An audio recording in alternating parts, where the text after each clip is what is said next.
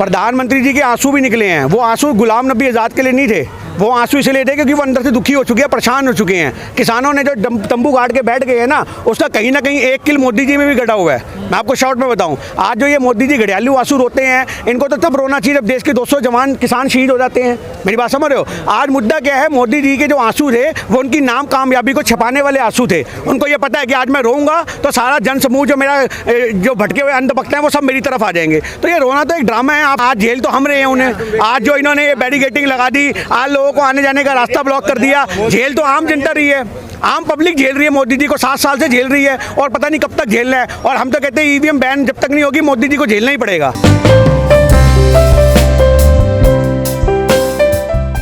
आंदोलनजीवी जो मोदी जी ने बोला है, बहुत खुशी हुई हमें उससे सुन करके, क्योंकि आज भारत के हर नागरिक के लिए सम्मान की दृष्टि है कि वो आंदोलनजीवी का एक टैग अपने ऊपर लगवा रहा है। कल तक ये खालिस्तानी का टैग देते थे, उससे कई अच्छा आंदोलनजीवी का है। मैं आपको बताऊं क्यों है, क्योंकि आंदोलन ही धर्म है, आंदोलन ही कर्म है, आंदोलन ही ज़िंदगी है, आंदोलन ही बंदगी है, आंदोलन ही सच है, आंदोलन ही तप है। आज भारत के हर नागरिक की शान है आंदोलन।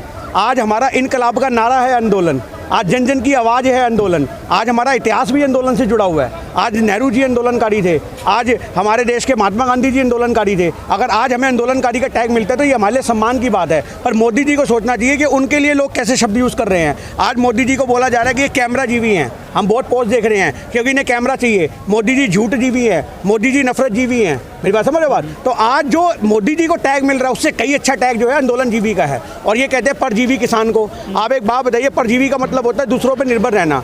आज मोदी जी से बड़ा परजीवी कौन होगा जो 35 साल तक आदमी भीख मांग के खाता है? एक्चुअल परजीवी तो वो हुआ। कल तक वो देश की जनता की भीख पे निर्भर थे, आज अंडानी और अंबानी की भीख पे निर्भर है। आज किसान कब से परजीवी हो गया? किसान तो दुनिया को भरपेट खाना खिलाता है, उनके लिए भरण पोषण करता है। किसान को परजीवी कहना, हाँ किसान अगर परजीवी है तो वो बिल्कुल परजीवी है। वो हवा के लिए परजीवी है जो कुदरत देती है, वो बारिश के लिए परजीवी है जो कुदरत देती है। आज सही मायने में मोदी जी जो है अपने ऐसे शब्दों का इस्तेमाल करके आंदोलन को भटकाने का काम कर रहे हैं। पर मैं आपको फिर बोल दूं, मैं भी आंदोलनजीवी, आप भी आंदोलनजीवी, ये भी आंदोलनजीवी, ये भी आंदोलनजीवी। हमारी रग रग में है आंदोलन, हमारी नस नस में है आंदोलन, मेरे खून के हर कतरे में है आंदोलन। तो ये जब तक हमारा देश के अंदर तानाशाही हुकूमतें होती रहेंगी, आंदोलन जिंदा रहेंगे और जिंदा होते रहेंगे। और आंदोलन के सहारे ही देश की हुकूमतों को अक्कल ठिकाने लगाई जाती है। सानी जी, गर्मी का सीजन शुरू हो चुका है, फसल भी आ रही है गेहूं की, तो किसान अपनी फसल में लग जाएगा या किसान वो आंदोलन में लगेगा?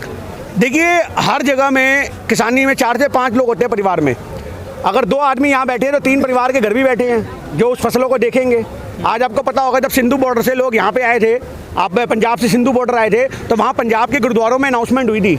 वहाँ खालसा एड की तरफ से अनाउंसमेंट हुई थी कि आप लोग जाओ बेफिक्र होकर के, जो गांव की पंचायत के लोग हैं, गांव के बाकी लोग हैं, वो आपकी फसलों का ध्यान रखेंगे। तो ये बात तो आप निकाल दीजिए दिमाग से। हाँ ठीक है, पानी देना होगा फसलों को, 2 दिन के लिए जाएंगे, 2 दिन में वापसी आ जाएंगे, ये आना जाना तो लगा रहेगा क्योंकि ये आंदोलन लंबा चलने वाला है। जब सरकार अड़िग होकर बैठ गई है तो ऐसे तो हम आंदोलन को खत्म होने नहीं देंगे।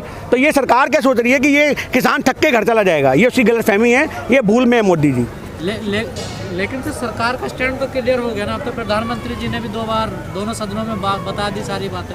आपने देखा होगा प्रधानमंत्री जी के आंसू भी निकले हैं। वो आंसू गुलाम नबी आज़ाद के लिए नहीं थे, वो आंसू इसलिए थे क्योंकि वो अंदर से दुखी हो चुके हैं, परेशान हो चुके हैं। किसानों ने जो तंबू गाड़ के बैठ गए हैं ना, उसका कहीं ना कहीं एक किल मोदी जी में भी गड़ा हुआ है। मैं आपको शॉर्ट में बताऊं, आज जो ये मोदी जी घड़ियालू आंसू रोते हैं, इनको तो तब रोना चाहिए जब देश के 200 जवान किसान शहीद हो जाते हैं। मेरी बात समझ रहे हो? आज मुद्दा क्या है, मोदी जी के जो आंसू थे वो उनकी नाम कामयाबी को छपाने वाले आंसू थे। उनको ये पता है कि आज मैं रोऊंगा तो सारा जन समूह जो मेरा जो भटके हुए अंधभक्त हैं वो सब मेरी तरफ आ जाएंगे। तो ये रोना तो एक ड्रामा है, आप सबको पता है। संसद में कौन रोता है वरना ऐसे?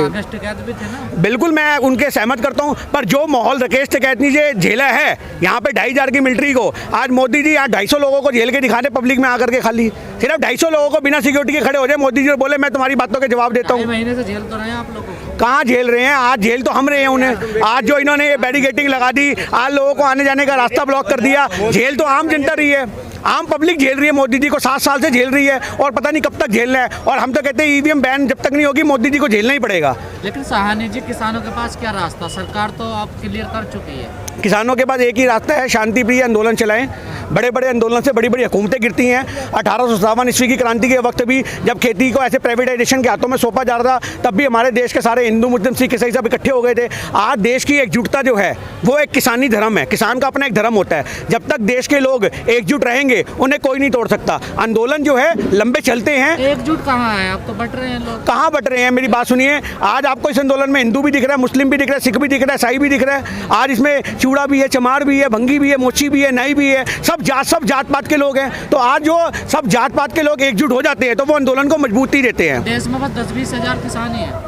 नहीं, ऐसा कुछ नहीं है। 10-20 हज़ार किसान हैं। गाजीपुर बॉर्डर पे कम से कम 25-30 हज़ार किसान हैं। सिंधु बॉर्डर पे किसान बैठे हैं। आज आपको मैं बताऊं, जो किसान बाकी है, आज परिवार का अगर एक आदमी हमारे साथ है तो 4 हमारे घर में भी तो बैठे हैं जो समर्थन कर रहे हैं। आज समर्थन खाली ये तो नहीं कि यहाँ हाजिरी लगाने से ही होगा, आज घर बैठ के भी समर्थन आदमी देता है ना। आज जो ये लोग बॉलीवुड हॉलीवुड वाले समर्थन दे रहे हैं अपने ट्वीट के जरिए, तो वो यहाँ के आंदोलन का हिस्सा थोड़ी ना बन रहे हैं, पर वो इस चीज़ से एग्री कर रहे हैं कि भैया हम आंदोलन का पार्ट हैं।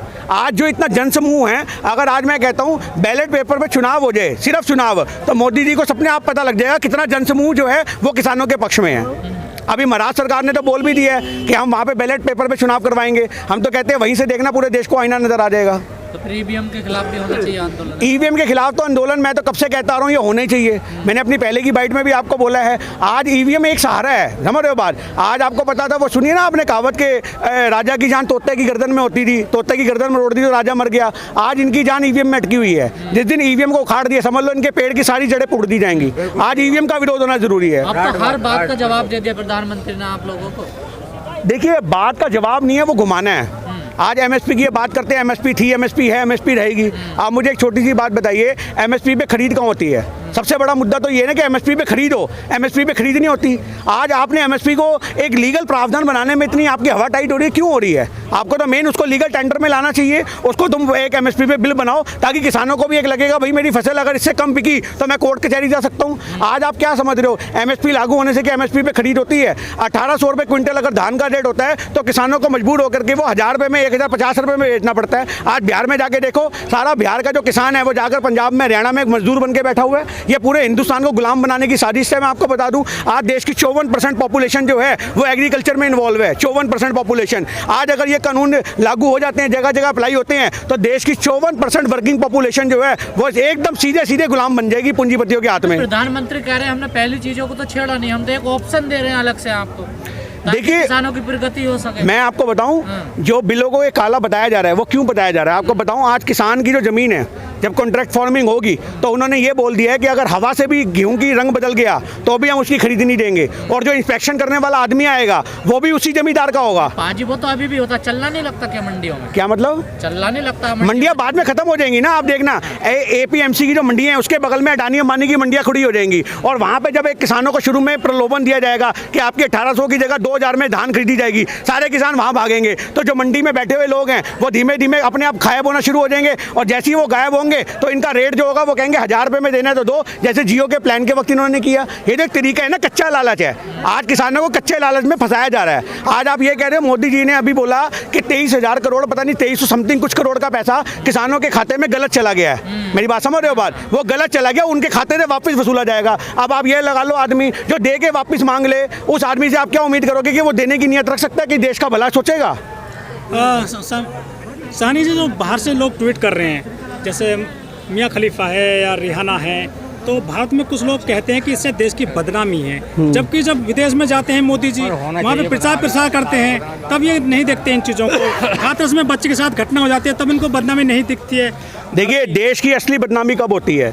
देश की असली बदनामी तब होती है जब एक 90 साल की औरत को प्रधानमंत्री राजनीति के लालच में 4000 रुपये के नोटबंदी में खड़ा कर देता है। देश की असली बदनामी तब होती है जब जीएसटी के कॉम्प्लिकेशन की वजह से व्यापारी छतों से कूद जाते हैं। देश की असली बदनामी तब होती है जब लॉकडाउन में एक औरत सड़क पे बच्चे को जन्म देती है। देश की असली बदनामी तब होती है जब पैर में छाले लिए लाखों प्रवासी मजदूर अपने घर जाते हैं। देश की असली बदनामी तब होती है जब रेल से कट करके मजदूर ऊपर पहुंच जाते हैं। देश की असली बदनामी तब होती है जब हाथरस में रात को बच्ची को जलाया जाता है। देश की असली बदनामी तब होती है जो अभी नेपाल बॉर्डर जो बिहार का पड़ता है, वहाँ 12 साल की लड़की का बलात्कार हुआ और उसको भी जला दिया गया और कोई सुनवाई नहीं हो रही। देश की असली बदनामी तब होती है। आज ये कहते हैं देश की बदनामी होती है, देश की असली बदनामी तो ये अपने माथे पे लिए फिर रहे हैं। आज एक किसानों को खालिस्तानी कहना, ये देश की असली बदनामी है। 200 जवान यहाँ पे पे किसान शहीद हो जाते हैं उस पर प्रधानमंत्री अपने मुंह पे फेविकॉल चिपका लेते हैं। देश की असली बदनामी तब होती है, देश की असली बदनामी तब होती है जब भारत रत्न पाने वाला एक सचिन तेंदुलकर बिक जाता है अपने बेटे के लिए। जो उसका बेटा है, मेरी बात समझ रहे हो बात, उन्होंने अपना जो ईमान है सचिन तेंदुलकर ने ट्वीट पे नीलाम किया, वो ट्वीट पे नीलाम करके अपने बेटे को नीलामी के लिए बोली लगवा दी उन्होंने। आईपीएल के अंदर 15 साल का लड़का उनका खेलेगा। देश की असली बदनामी तब होती है, देश की असली बदनामी तब होती है जब अक्षय कुमार जैसे आदमी जो भारत के है ही नहीं और वो भारत के बारे में अपना व्यक्तव्य रखते हैं। देश की असली बदनामी तब होती है।